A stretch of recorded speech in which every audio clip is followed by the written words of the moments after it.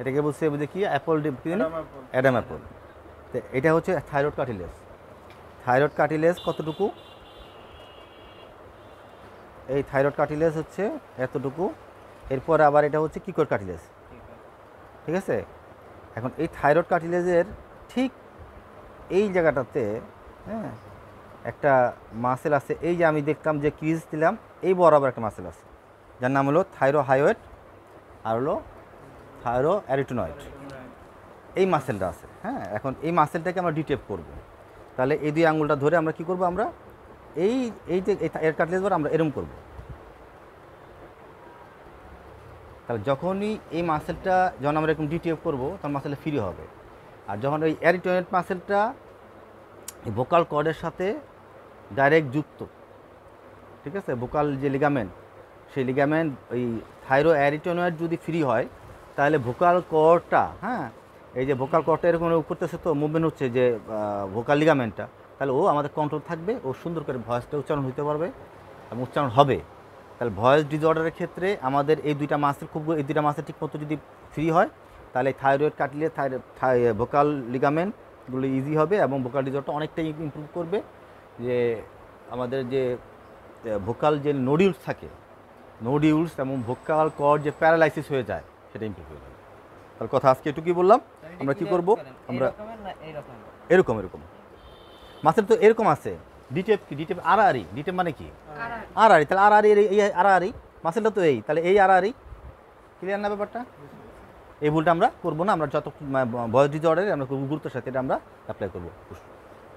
আমরা যেটা বলতেছিলাম যে আমাদের এই স্পাইনটা নিয়ে এসো।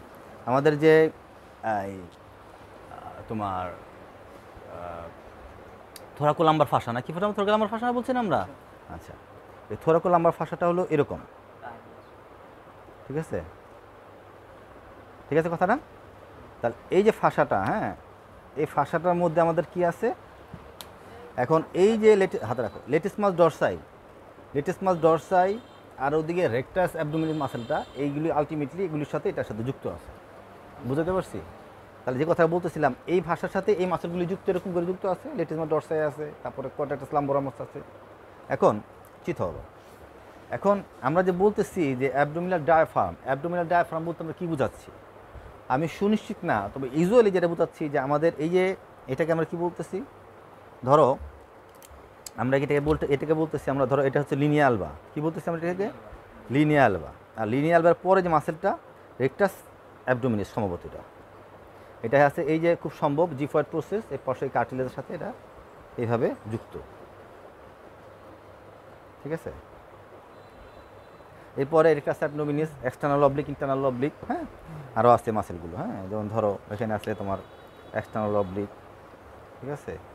তারপরে আমাদের যদি এটা ধরি, হ্যাঁ, এটা হচ্ছে ইন্টারনাল অবলিক, এটা ইন্টারনাল অবলিক, এক্সটার্নাল অবলিক, এটা, হ্যাঁ। তাহলে এই মাসেলগুলোর সাথে এই যে থোরাকোলাম্বার ফাঁসা যে শীটটা লেটিসমাস ডরসাই, এই মাসেলগুলোর সাথে যুক্ত আছে। তাহলে এই যে মাসেলগুলো নিচে আছে ডিফাসা তো এখানে আপনার এই রেকটাস পেরিটোনিয়াম আছে, নিচে কি আছে? পেরিটোনিয়াম আছে। আর এখানে এই যে external oblique muscle, rectus oblique মাসেলের মধ্যে কোনো ডিফাসা থাকবে না। তাহলে বলতেছি এই যে পেরিটোনিয়াম আর মাসেল, এটা যে খুব সম্ভব মাসেলের পরে পেরিটোনিয়ামের উপরে যে এই যে একটা লেয়ার, এই লেয়ারটাকে মোটামুটি মনে হয় যে অ্যাবডোমিনাল লেয়ার বলতেছে। কিন্তু আরেকটা যে কথা বলতেছিলাম আমরা, যে এখানে ধরা নিষেধ। বলতেছি যে আমরা যে কথা বলতেছিলাম যে এটা হচ্ছে এখানে যেটা বলতেছি আমরা, এটা হচ্ছে পেলভিক ডায়াফ্রাম। এটা হচ্ছে নিচে হলো ট্রু পেলভিক, এটার উপরে হচ্ছে আমাদের ফলস পেলভিক। আরেকটা আমরা বলতেছিলাম যে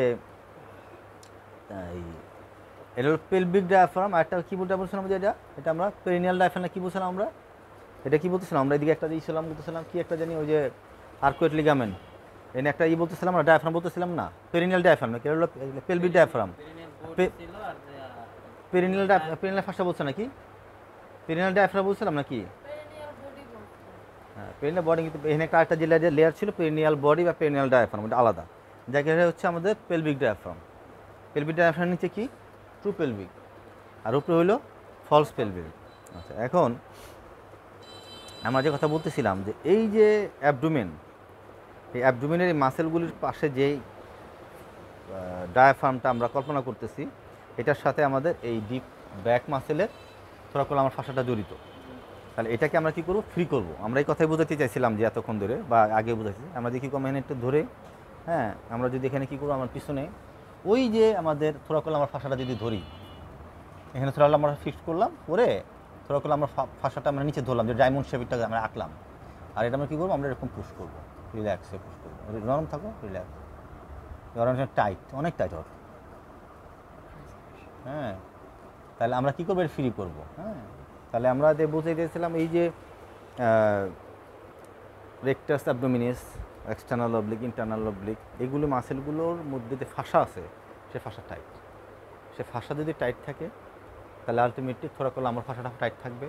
থোরাকোলামার ফাঁসা টাইট থাকলে লো ব্যাক পেইন হবে, কারণ থোরাকোলামার ফাঁসা টাইট মানে ultimately erector spinae tight, ultimately iliocostalis, হ্যাঁ, iliocostalis tight, ultimately longissimus tight, ultimately spinalis tight, ultimately multifidus tight.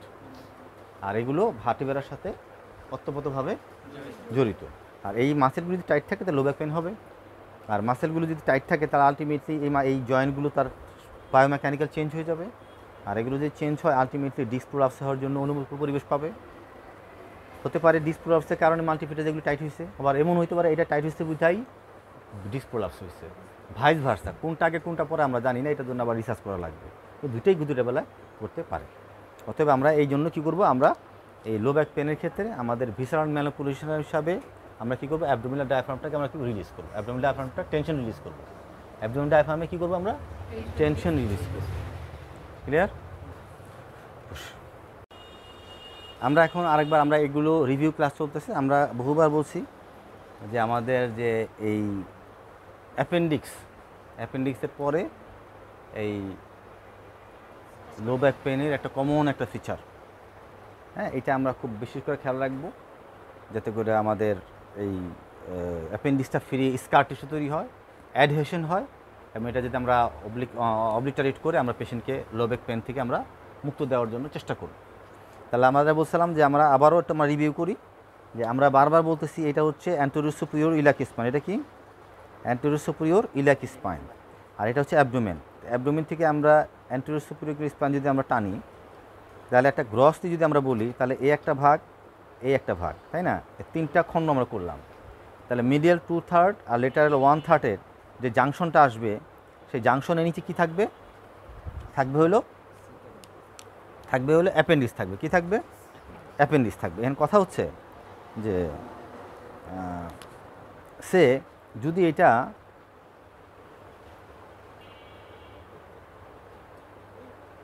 এই ভুলটা আমাদের ছেলেমেয়েরা খুব করতেছে,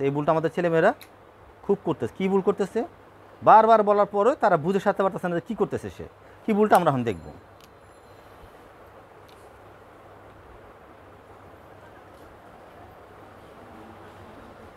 তাহলে এটা হচ্ছে অ্যাপেন্ডিক্স। এটা কি? অ্যাপেন্ডিক্স। আর এটা হচ্ছে সিকাম। সিকামের মধ্যে কি আছে? অ্যাপেন্ডিক্স। সিকামের মধ্যে কি আছে? অ্যাপেন্ডিক্স আছে। এখন আমরা তো অ্যাপেন্ডিক্সের কারণে সিকামটা কি হয়েছে, সিকাম তো আছে, অপারেশন কি সিকামের হয়? অ্যাপেন্ডিক্স কেটে ফেলায় দেয়, এটার কারণে এখানে অ্যাডেশন হয়, তাই তো? তাহলে আমি তো অ্যাপেন্ডিক্স নাড়াতাড়া দিচ্ছি না, আমি দিচ্ছি সিকামকে। কি দিচ্ছি আমি? আমি বারবার বলার পর আমাদের ছেলেমেয়েরা, আমি বলতেছি যে এই যদি সিকাম হয় তাহলে আমি হাতটা কই রাখবো, আমি সিকামকে নাড়াবো। তাহলে সিকাম যদি হয়, নরম রাখো, তাহলে আমরা খেয়াল করো, তাহলে এই হচ্ছে লালটা সিকাম, তাহলে আমার হাতটা থাকবে এই জায়গায়, নরম রাখো, এই জায়গায় ধরে আমি ডাউনওয়ার্ড পুশ করে আমি কী করবো, এটা সিকামকে ওদিকে নিব, তাই না? আমাদের ছেলেমেয়েরা বারবার এক ভুল করতেছে, খালি এই জায়গায় দেড় নাড়া দিতেছে, এটা কী যাচ্ছে, সিকাম তো যাচ্ছে না, পারছি বুঝতে? তাহলে হাতটা রাখতে হবে কোথায়? এই যে কল্পনা করে দেখো কোথায় আছে সিকাম, দেখো কল্পনা করো, অবশ্যই লেটারাল বর্ডারে, লেটারাল বর্ডার দিতে যাবে ওইদিকে, তাই না? বুঝা দিতে পারছি না? এখন ধর আমি আপওয়ার্ড দিতে চাই, তাহলে আমি কী করবো, এটা আমি ধরে এই নিচে, দেখো কোন জায়গায় আছে নিচে, এখন তুমি এই জায়গায় দিলে সিকাম উপর থেকে ঘুষতেছো, তো লাভ তো নাই, সারাদিন ঘুষলে কি কোনো লাভ হবে না। তাহলে নিচে দিতে হবে, নিচে ধরে আমরা কী করবো, আমি পুশ করবো উপর দিকে। ক্লিয়ার ব্যাপারটা? এবার ক্লিয়ার হয়েছে? এই ভুলটা আমরা আগামীতে আর কখনো করবো না। পুশ। এখন দেখবো হলো যে কনস্টিপেশন আমাদের খুব বড় একটা কারণ। হ্যাঁ, দেখো আমি তোমাদের একটা জিনিস বুঝাই, ধরো এটা হচ্ছে যদি সিকাম হয়, হ্যাঁ, তাহলে এটা হচ্ছে তোমার কোস্টাল কার্টিলেজ, তাই তো, কোস্টাল অ্যাঙ্গেল। তাহলে এই কোস্টাল অ্যাঙ্গেল একটু ভিতর দিকে চলে গেছে কে, তোমার অ্যাসেন্ডিং কোলন। তারপর এটা কী হয়েছে, এটা গিয়ে আবার একটু ফ্লো হয়েছে, একটু এরকম একটা স্ট্রেট না, একটু ফ্লো হয়ে যায়, কারণ হ্যাঁ, তাহলে ফ্লো হয়ে এটা আবার এটা হলো লেফট ফ্লেক্সর হয়ে এটা আবার এরকম করে আইসা ও ডিসেন্ডিং কোলন কী হয়েছে, ডিসেন্ডিং কোলন হয়েছে, তাই না? আবার তারপর কি সিগময়েড, তারপর কী হয়েছে, এটা সিগময়েড কোলন হয়েছে। এখন হয় কি, খুব খেয়াল করো যে এগুলো যদি তুমি এই এই ascending colon, transverse colon, flexor, এই ফ্লেক্সরও খুব ভালো অ্যাডেশন হয়ে যায়, রাইট ফ্লেক্সর, লেফট ফ্লেক্সর, এটাকে হ্যাপাটিক ফ্লেক্সর বলে, এটা হলো স্টোমাক ফ্লেক্সর, স্প্লেনিক ফ্লেক্সর বলে। আচ্ছা, এখন প্রশ্ন হচ্ছে যে এই ফ্লেক্সরের মধ্যে যে যে লেয়ারটা আছে, ভিসারাল যে লেয়ার আছে, সেই লেয়ারের মধ্যে কী হয়, এটা এরকম ব্যান্ড তৈরি হয়ে যায়, ঠিক আছে? ধরো এখানে একটা ব্যান্ড হয়েছে, আবার ধরো এখানে একটা ব্যান্ড হয়েছে, এখানে একটা ব্যান্ড হয়েছে। এই ব্যান্ডগুলো হলে ফাইবার টিস্যু জমা হয়ে ওই জায়গায় কী হয়, টাইট হয়ে যায়, হ্যাঁ। এখন এটা তো ঠিক মতো মুভমেন্ট হয় না, এটা যদি এখানে আটকায় থাকে, যদি নোংর করে যদি ধরে রাখে এরকম করে, এটা তাহলে কি নড়বে সহজে? নড়বে তো না। তাহলে আমরা যা খাই তা হচ্ছে আমাদের এই স্টোমাক, হ্যাঁ, এই হচ্ছে স্টোমাক, ধরো এই হচ্ছে স্টোমাক, এই হচ্ছে ডিডোনাম। এই খাবারটা এখান থেকে হয়ে এই স্মল ইন্টেস্টাইন হয়ে আমাদের এই সিকাম হয়ে আমাদের পায়খানা দিয়ে বের হয়ে যায়। এতটুকু হজম হয়, এরপর আর হজম হয় না, এতটুকু হজম হয়, এরপর আর হজম না, এরপরে শুধুমাত্র শোষণ হয়ে পায়খানা হয়ে বেরোয়। ক্লিয়ার ব্যাপারটা? এখন প্রশ্ন হচ্ছে যে তুমি যা খাইছো তা হজম হয়ে এখানে আসে, এখন ও তো এরকম মুখ করবে, এরকম দেখো, খেয়াল করো, এরকম মুখ করবে, মুখ করে খাবারটা এরকম এরকম পুশ করে দিবে, বুঝো এই খাবারটা এখানে আছে। সে ধরো এই বোলাসটা, এই জায়গায় একটা বোলাস, এই খাবারের ধরো স্টুল হবে, এইটা স্টুল হয় না, হবে। হ্যাঁ, এই স্টুলটা ধরো এটা এরকম করতেছে, তখন এই খাবারটা এখানে গেছে, আবার এখানে এটা আবার এখানে আসছে, এরকম হইতে হইতে হইতে খাবারটা শেষ পর্যন্ত স্টুল হয়ে বেরোচ্ছে। ক্লিয়ার ব্যাপারটা? এখন প্রশ্ন হচ্ছে এটা তো নড়তেছে না, কেন নড়তেছে না? কারণ টাইট হয়ে আছে ও, বুঝতে পারছি কথাটা? টাইট হইলেও নড়বে না, না নড়লে আলটিমেটলি পায়খানা কষা হবে, কনস্টিপেশন হবে। কেন নড়তেছে? ও তো লড়তেছে না, ও তো অ্যাবজর্ব হচ্ছে না।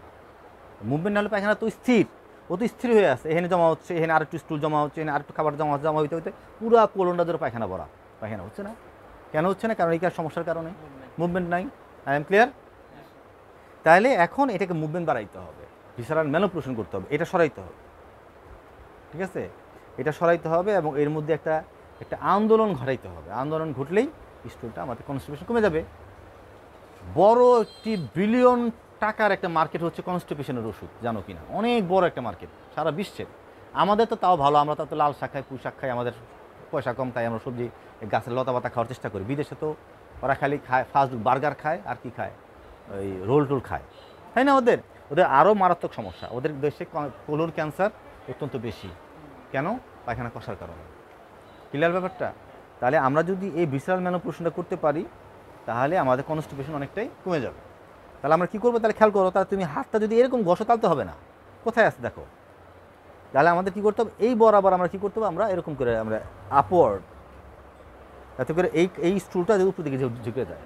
এবং যখন তুমি এরকম করতে থাকবা তখন আলটিমেটলি কী হবে? এই ব্যান্ডগুলো আস্তে আস্তে আপনি ছড়ে যাবে। তাহলে আমরা কী করবো? আমরা এদিকে নিব, প্রথমে কতক্ষণ এখানে নিব, একটু লোশন দিয়ে নিব, নিয়ে তারপর আমরা কী করবো? আমরা এক টানে নিয়ে এটা আমরা ওদিকে উঠাই দিব, এই আবার ওদিক দিয়ে আবার এরকম, বুঝতে পারছি? আবার এরকম করে আবার এরকম করে আবার নামাই দিব, ঠিক আছে? এই নামায় আবার তারপরে এটা আমরা ধরে আমরা নিচের দিকে ডাউনওয়ার্ড, এটা ধরে দিই নিচের দিকে, আবার ডাউনওয়ার্ড, নিচের দিকে আমাদের ডাউনওয়ার্ড। এতটুকু যদি রেগুলার খুব যত্ন করে অনেকক্ষণ ধরে তুমি যদি করো, প্রায় 10-15 মিনিট যদি করো, অসাধারণ ভালো হবে। একবার কিছুদিন পরে রুগী বলবে যে না আমার এখন পেট অনেকটাই ভালো, বুঝতে পারছি? তাহলে আমরা কনস্টিপেশনের জন্য আমরা এই থিওরি অ্যাপ্লাই করবো। সবচেয়ে গুরুত্বপূর্ণ হলো যে অ্যানাটমি জানা। অ্যানাটমি যাই না হাত থেকে পাকানো এবং বুঝা, হ্যাঁ। এবং তুমি হাত দিলে বুঝবা যে আমি এখন কোথায় হাত রাখলাম, কোলনে রাখলাম, আমি কোথায় সিকামে রাখছি, আমার এটা স্মল ইন্টেস্টাইন, এটা ডিউডেনাম, এটা স্টোমাক, এটা লিভার, আর এটা হচ্ছে সিকাম। এটা তুমি হাত দিলে বুঝবা, আর যখন বুঝতে পারবা তখন তোমার দক্ষতা আসলো, বুঝতে পারছি? তাহলে এটা মাথায় নাও, মাথায় নিয়ে ঠিক সেইভাবে হাত রাখার চেষ্টা করো। এখন তুমি করতে চাইতেছো অ্যাসেন্ডিং কোলন, তুমি হাত নিয়ে যদি এখানে ডলো, হবে না তো। আবার এত পিছনে নিলেও হবে না, পিছনে নিয়ে চলে গেছে, আবার লিভারের দিকে কিডনির দিকে চলে গেছে, তাও হবে না। এটা আমরা বিশেষ করে খেয়াল রাখবো। আল্লাহ যেন আমাদের বুঝার তৌফিক দান করে এবং সেভাবে অ্যাপ্লাই করে মানব সেবায় আমরা যেন আত্মনিয়োগ করতে পারি। আল্লাহ যেন আমাদের তৌফিক দান করে সেই চেষ্টা আমরা করবো ইনশাআল্লাহ। আমা তৌফিক ইল্লা বিল্লাহ।